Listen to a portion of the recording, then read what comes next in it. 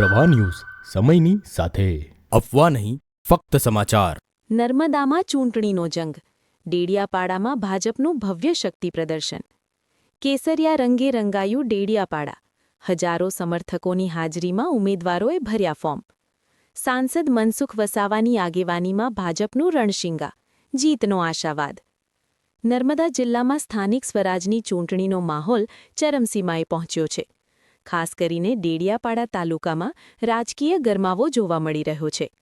આજે ડેડિયાપાડા અને ચિકદાની જિલ્લા અને તાલુકા પંચાયતની બેઠકો માટે ભાજપના ઉમેદવારોએ વિજય મુહૂર્તમાં પોતાના નામાંકન પત્રો દાખલ કર્યા છે। હજારો કાર્યકરોની જંગી મેદની વચ્ચે ભાજપે પોતાની તાકાત બતાવી સમગ્ર પંથકને કેસરિયા રંગે રંગી દીધો હતો। આ દ્રશ્યો છે ડેડિયાપાડાના, જ્યાં ભાજપના ઉમેદવારોએ એક ભવ્ય રેલી સ્વરૂપે નામાંકન પત્ર ભરવા કૂચ કરી હતી।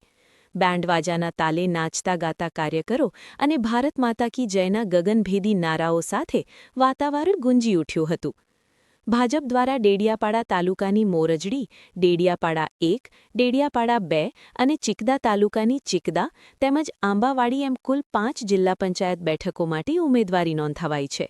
સાથે જ ડેડિયાપાડાની 18 અને ચિકદાની 16 તાલુકા પંચાયત બેઠકોના ઉમેદવારોએ પણ પોતાના ફોર્મ જમા કરાવ્યા છે। ઉમેદવારોની વાત કરીએ તો ડેડિયાપાડા 1થી રિતેશકુમાર વસાવા, ડેડિયાપાડા 2થી મુક્તિબેન વસાવા, મોરજડીથી કાશીબેન વસાવા, આંબાવાડીથી અશ્વિનભાઈ વસાવા, ચિકદા બેઠક પરથી અંબાબેન વસાવાએ મેદાનમાં ઝંપલાવ્યું છે। આ શક્તિ પ્રદર્શનમાં ભરૂચના સાંસદ મનસુખભાઈ વસાવા ખાસ ઉપસ્થિત રહ્યા હતા। તેમની સાથે જિલ્લા પ્રભારી અર્જુનભાઈ ચૌધરી, પૂર્વ વનમંત્રી મોતીલાલ વસાવા અને પૂર્વ જિલ્લા પંચાયત પ્રમુખ શંકરભાઈ વસાવાએ પણ હાજરી આપી ઉમેદવારોને જીતના આશીર્વાદ પાઠવ્યા હતા। ભાજપના દિગ્ગજ નેતાઓએ દાવો કર્યો છે કે વિકાસના કામોને જોતા જનતા ફરી એકવાર ભાજપ પર વિશ્વાસ મૂકશે અને તમામ બેઠકો પર ભવ્ય વિજય થશે। ચૂંટણી પહેલાના આ શક્તિ પ્રદર્શને વિરોધ પક્ષોમાં પણ ફફડાટ ફેલાવ્યો છે। હવે જોવાનું એ રહેશે કે મતદાનના દિવસે આ જનમેદની મતોમાં કેટલી પરિવર્તિત થાય છે।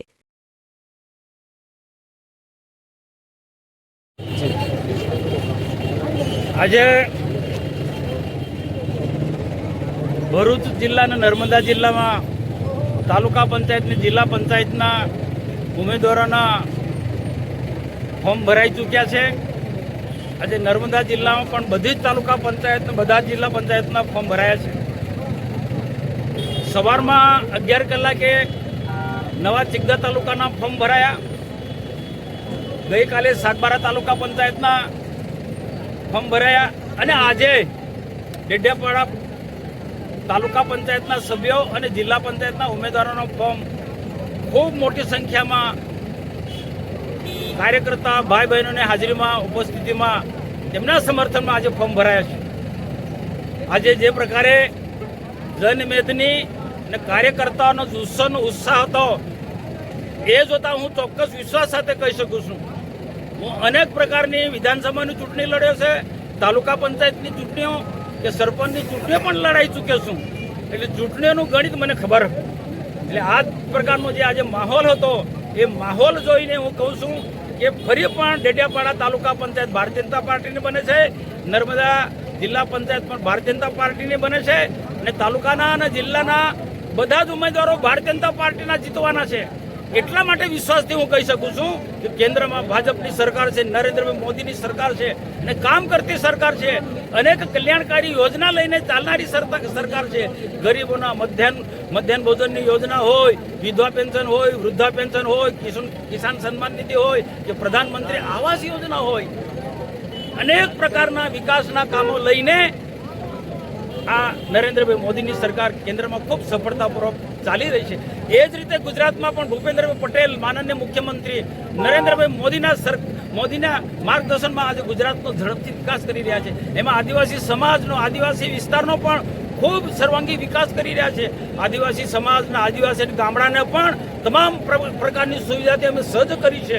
અમારી તાલુકા પંચાયત, જિલ્લા પંચાયત અને રાજ્ય સરકારની યોજના અમે ઘરે ઘરે પહોંચાડી છે, ગામડે ગામડે પહોંચાડી છે અને હજુ આવનારા દિવસોમાં જ્યાં ઘટતું હશે ત્યાં અમારા નવા ચૂંટાયેલા તાલુકાના સભ્યો અને જિલ્લાના સભ્યો એ પૂર્તતા કરશે। અમારી પાસે એવા ઉમેદવારો છે કે સંસ્કારી ઉમેદવારો છે, સજ્જન ઉમેદવારો છે. અમારી પાર્ટી ભારતીય જનતા પાર્ટી સિદ્ધાંતોને વરેલી પાર્ટી છે, આદર્શને માનવાવાળી પાર્ટી છે, સરકારનો પણ 5-10 વહીવટ માનવાવાળી પાર્ટી છે. તો અમારા ઉમેદવારો પણ એવા જ છે. જ્યારે આમ આદમી પાર્ટીના તમે જુઓ, હું લોકોને અપીલ કરીશું કે આમ આદમી પાર્ટીના કેવા લોકો છે, હપ્તા ઉઘરાવનારા લોકો છે, લોકોને ધમકી આપનારા લોકો છે, લોકોને ડરાવનારા લોકો છે, લોકોને છેતરનારા લોકો છે, લોકોને ગુમરાહ કરનારા લોકો છે, ખોટા હવામાં વાતો કરનારા લોકો છે. તે એમની વાતમાં ન આવતા ભારતીય જનતા પાર્ટી જેની કેન્દ્રમાં અને રાજ્યમાં સરકાર છે અને આવનારા દિવસોમાં પણ તાલુકા અને જિલ્લામાં ભાજપની સરકાર બનવાની છે. એવા ભાજપના બધા જ ઉમેદવારો, તાલુકાના ઉમેદવાર, જિલ્લાના ઉમેદવાર ને આપણે ભારતીય જનતા પાર્ટીને ઓળખીને મત આપવાના છે, કમળના નિશાનને ઓળખીને મત આપવાના છે. તો હું આશા રાખું છું કે આ નર્મદા જિલ્લા પંચાયત ફરી ભાજપને સત્તામાં બેસાડો અને તાલુકા પંચાયત પણ ચેકડાની અને ડેડિયાપાડાની અને સાતબારીની ફરી ભારતીય જનતા પાર્ટીની બને એના માટે બધાનો સહકાર માંગુ છું, અપીલ કરું છું. ભારત માતા કે જય હિન્દ.